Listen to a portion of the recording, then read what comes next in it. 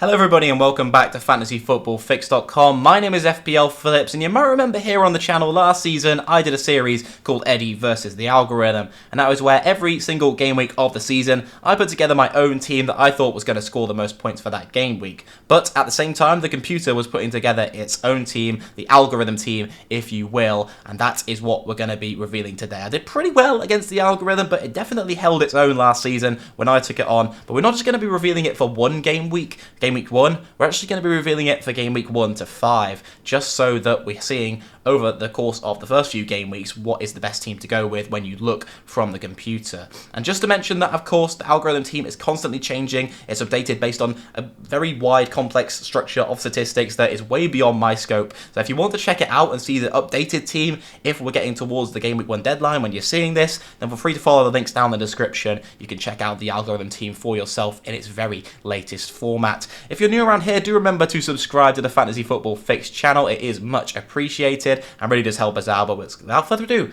let's get into having a look at this Algorithm team.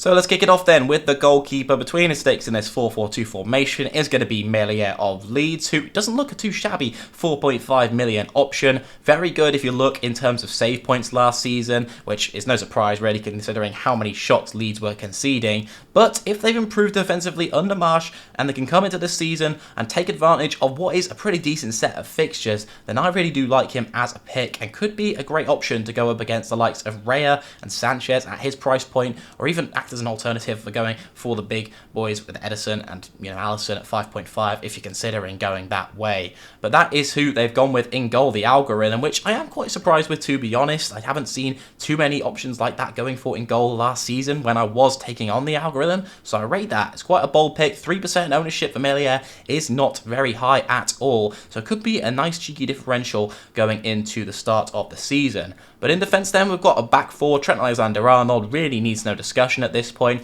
Over 50% of the people playing the game own him. 7.5 million seems too cheap a price tag, to be honest. But the other three defenders are a little more interesting. João Cancelo is obviously a popular pick. What does concern me with Cancelo is if Cucurella does come in. I think he's a really, really strong pick currently right now with Cucurella not at the club, and I still do think that if Cucurella does join, he'll take time to integrate into the system, so Cancelo's going to start, I think, the majority of minutes anyway, but especially in those first few game weeks. But when Cucurella is eventually integrated, we could be looking at some rotation on the left and some rotation on the right. We know the Portugueseman can play on both the right and the left, so he'll be rotating with Walker and Cucurella, most likely would be my prediction. But we don't need to worry about that yet. We're looking towards the first few game weeks of the season, and Cancelo looks like, still to be honest, my best way into the Manchester City defence, probably closely followed by Edison in goal, with Diaz and Laporte probably just having too many fitness concerns for my liking, to be honest, at 6 million. At 6 million, I did prefer the likes of the Chelsea defenders, and Reece James is the one that the Algorithm has gone with here at 42% ownership, so much higher owned than Chilwell, but to be honest, I think it's the best and most sensible pick to go with, not only for ownership and effective ownership reasons,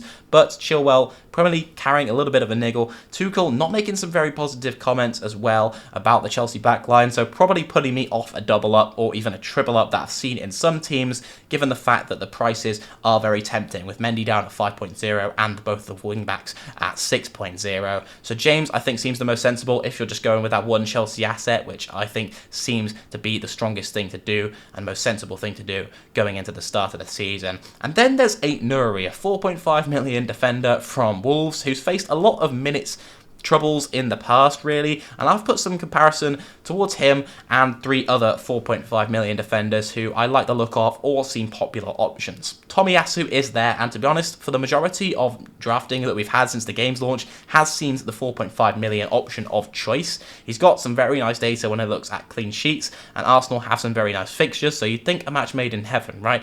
Well, I think I'm concerned about his lack of pre-season minutes. That's one thing that's leaning me away from Tomiyasu. He also doesn't have much attacking threat.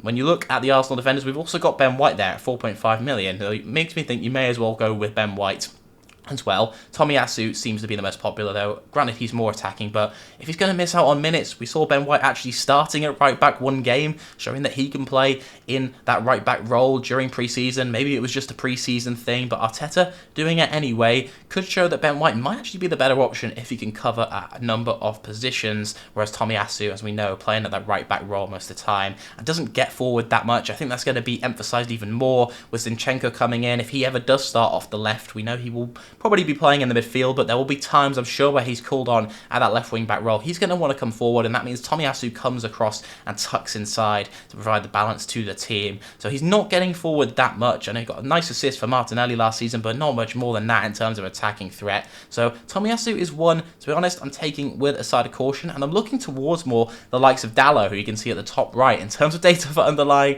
stats last season, we basically just have to ignore any United assets. They're pretty much irrelevant. We have to look towards the future under this new system with Ten Hag, not Ollie and Rangnick of the past. Dalot seems the first choice right back. I don't think Wan-Bissaka is going to be getting any minutes under Ten Hag anytime soon, but he looks like a very good shout. If you can bench him in game week 3 when they're facing Liverpool United, that is ideal as well. And then Johnny, who I think is just about a better option than Aït-Nouri, to be honest, in terms of minutes, in terms of pretty much everything. I know a few of those statistics, Aït-Nouri outscores Johnny, but it's very tight between the two of them, and I just think Johnny's more nailed on for a number of minutes. So yeah, that is my assessment on the 4.5 million defenders. Let's have a look at the midfield in this side then. Mohamed Salah, again, similar to Trent, doesn't even need touching on at this point, priced at 13 million, so not too bad for him. We're going to have him in the majority of our teams, and there's great justification for it, so I'm not going to delve into that. Mahrez and Martinelli, again, two more popular picks. Mahrez as 8 million price point is quite interesting. There's a lot of great analysis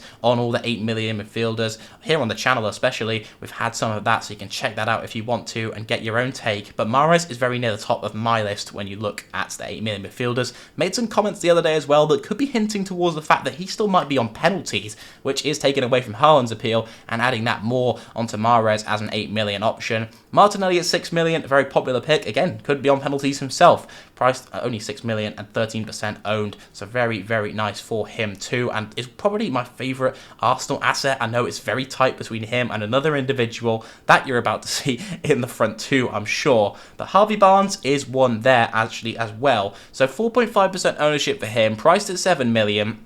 I'm probably not going to be going for Barnes, but it is interesting that the algorithm has, especially with those fixtures that you can see at the bottom of your screen. They face Arsenal, Chelsea and Manchester United in the first 5 game weeks, along with Brentford and Southampton in game weeks 1 and 3. But the underlying data from Barnes is very nice. I think a lot of people will be going for Maddison if they're going for a Leicester option, but Barnes is $1 million cheaper, and that $1 million can go a long way. If you spread it across 2 positions or even just in one, it can mean a goalkeeper upgrade from a 4.5 to a 5.5. You can upgrade your Chilwell to a Cancelo. It can mean a decent chunk. So when we're considering going for those Leicester assets, maybe Harvey Barnes has been worth a look in. He doesn't seem to be owned by a lot of people and definitely isn't in the Twitter template at the moment if you're looking at that and what the top managers are currently looking at with their side. So maybe one to consider, perhaps not right from the get-go, but later on in future game weeks we should be looking towards Harvey Barnes. He looks like a very strong option and he has been in the past, and I'm sure he will continue to be at some points this season. But let's finish it off with the forwards then. What we're seeing